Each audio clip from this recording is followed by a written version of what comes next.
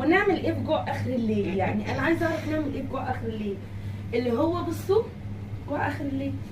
انا بقى كنت بغسل مواعين، بروق مطبخي زي ما انتم شايفين كده. بصوا ارجعي لهم كده وريهم بصوا بغسل مواعين، لسه بقى بروق المطبخ. يعني اليوم خلص فقلت بقى اروق على مطبخي. اروق على المطبخ وانا لا ايه، انا ايه لازم اروق على نفسي عشان اعرف اروق على المطبخ والشقه واللي في الشقه والحاجات دي. تعالوا اوريكم عملت ايه.